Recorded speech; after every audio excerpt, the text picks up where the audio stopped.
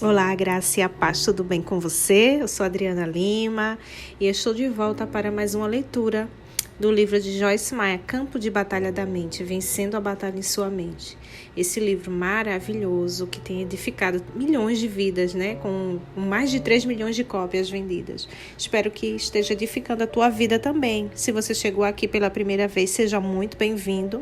Se você está aqui acompanhando até agora, obrigado pela sua companhia, tá bom? Se você puder, dê um like, curte, comenta e compartilha, tá bom? Com teus amigos. Sempre tem alguém que precisa ouvir essa palavra. E sempre que puder, releia, escute novamente.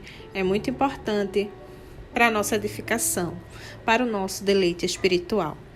Vamos hoje para o capítulo 18, tá bom?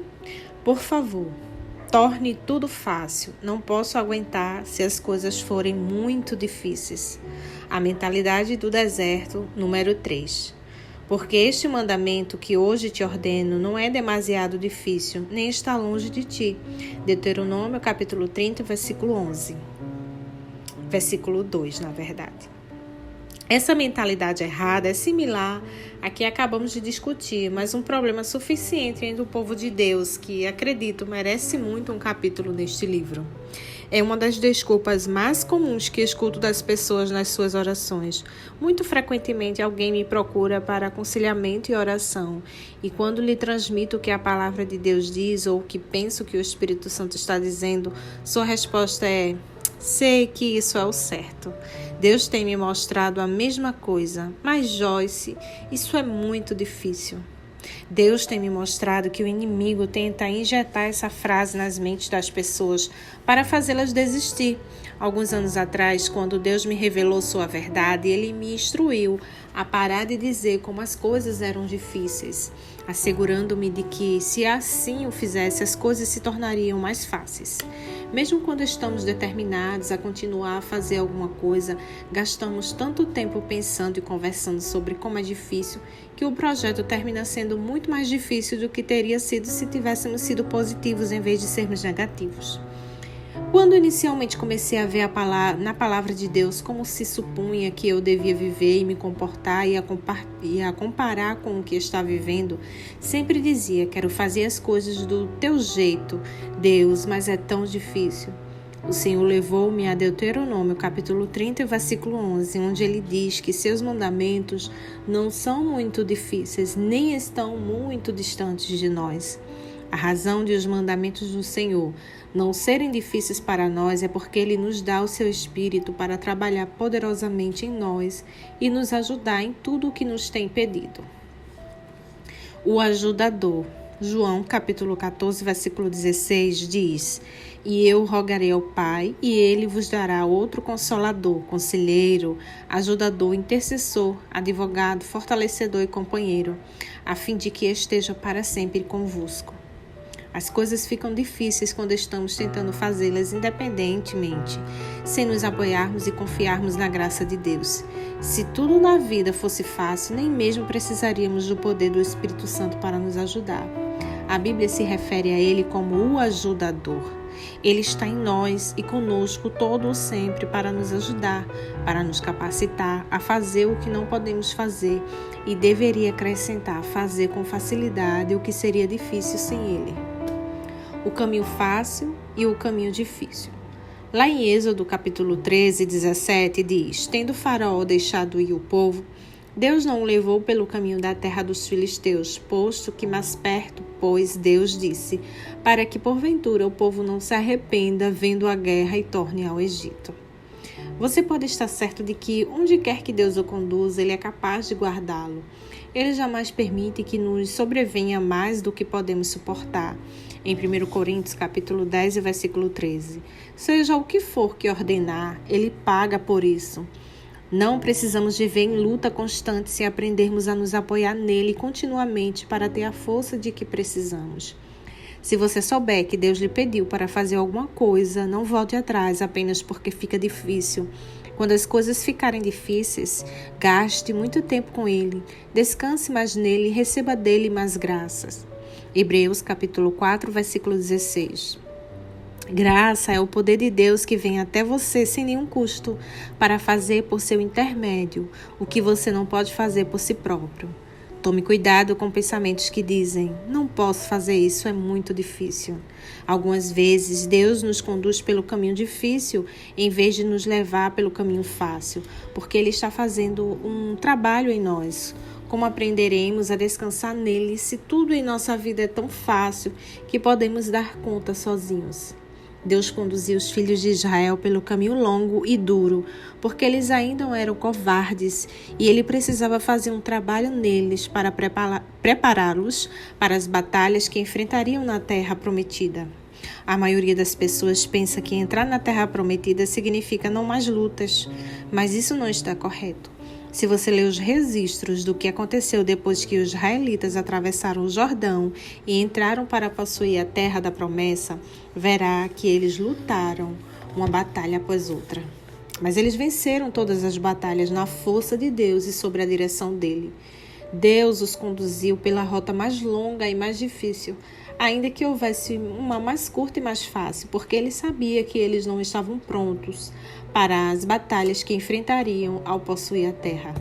Ele se importava com o fato de que eles, ao virem o inimigo, pudessem correr de volta para o Egito. Então os levou pelo caminho mais difícil para ensinar-lhes quem ele era e que não poderia depender deles mesmos. Quando uma pessoa está passando por um momento difícil, sua mente quer desistir. Satanás sabe que se puder derrotar-nos em nossa mente, poderá nos derrotar em nossa experiência. Por isso é tão importante que não percamos o ânimo, não nos cansemos nem desfaleçamos. Mantenha-se firme. Em Gálatas capítulo 6, versículo 9, diz: e não desanimemos, nem desfaleçamos, nem cansemos de fazer o bem e agir nobremente, porque a seu tempo e na estação certa ceifaremos, se não fraquejarmos em nossa coragem, nem desfalecermos. Perder o ânimo e desfalecer significa desistir na mente. O Espírito Santo nos diz para não desistirmos em nossa mente, porque se persistirmos, finalmente colheremos. Pense sobre Jesus. Imediatamente depois de ser batizado e cheio com o Espírito Santo, ele foi conduzido pelo Espírito Santo ao deserto para ser testado pelo diabo. Não se queixou, nem se tornou desencorajado e deprimido. Não pensou nem falou negativamente. Não ficou confuso, tentando imaginar por que isso tinha de acontecer. Ele enfrentou cada teste vitoriosamente. Em meio à sua provação e tentação, nosso Senhor não vagueou por 40 dias e 40 noites, falando sobre como estava difícil. Ele extraiu forças de seu Pai Celestial e saiu vitorioso. Essa história você vai ler lá em Lucas, capítulo 4, e versículo 1 ao 13. Você pode imaginar Jesus viajando pelo país em seus discípulos, falando sobre como tudo era difícil? Você pode concebê-lo discutindo como seria ir para a cruz, ou como ele temia o que estava à frente, ou como era frustrante viver sobre as condições da sua vida diária, perambulando pelo interior, sem um lugar qual chamar de lar, sem um teto sobre a cabeça, sem cama para dormir à noite. Quando viajo de um lugar para o outro, por todo o mundo, pregando o Evangelho, tenho aprendido a não falar sobre as dificuldades envolvidas no meu tipo de ministério. Tenho aprendido a não me queixar sobre como é difícil ficar em um hotel estranho cada vez, comer fora constantemente, dormir em uma cama diferente toda semana, ficar longe de casa, encontrar pessoas novas e me sentir confortável com elas quando já está na hora de ir embora. Temos a mente de Cristo e podemos lidar com as coisas como Ele fez, estando mentalmente preparados pelo pensamento de vitória, não pelo pensamento de desistência. O sucesso segue o sofrimento.